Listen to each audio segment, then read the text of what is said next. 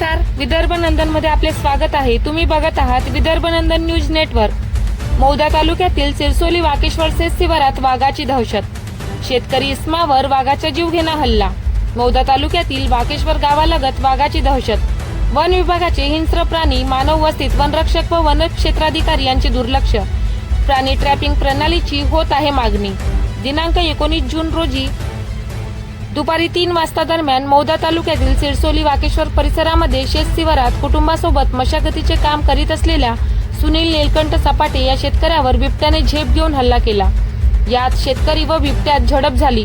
त्यात शेतकरी जखमी झाले। शेतकऱ्याच्या कुटुंबातील लोकांनी आरडाओरडा करून बिबट्याचा प्रतिकार केल्याने अनेक लोकांची गर्दी काही वेळेत जमली, तरी सुद्धा बिबट्या त्याच ठिकाणावर बराच वेळ दबा घेऊन बसला होता।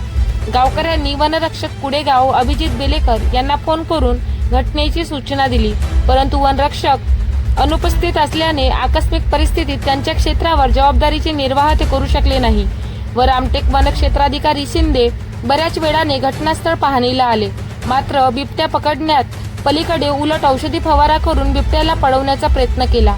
बिबट्या पुन्हा दुसऱ्या परिसरात उधम करेल यामुळे बिबट्या पळून वाकेश्वर दिशेने एका कॅनल पायलीच्या आत दबा धरून बसला। पकडण्याची यंत्रणा नसल्याने बिबट्याला वाऱ्यावर सोडून वन विभाग अधिकारी रवाना झाले। यावर विभागाची तीव्र खेद परिसरात होत आहे। अरोली पोलिसांनी घटनास्थळ गाठताच परिस्थितीत सावरासावर केली व सुरक्षेच्या दृष्टीने सायंकाळी जमावास हाकलून कायदा सुव्यवस्था राखण्याचे काम केले।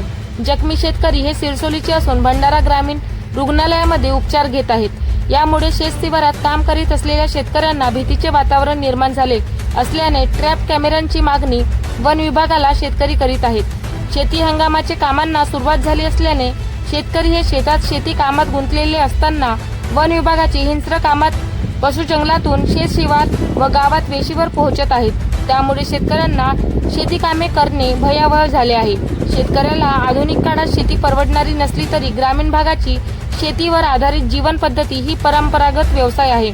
त्यावर देशाच्या पोशिंदा म्हणून शेतकऱ्याची ओळख आहे, मात्र शेतकऱ्याला आता शेतही जंगल वाटू लागले आहे आणि त्यामुळे शेतकऱ्यांच्या जीवाला धोका निर्माण झाला आहे।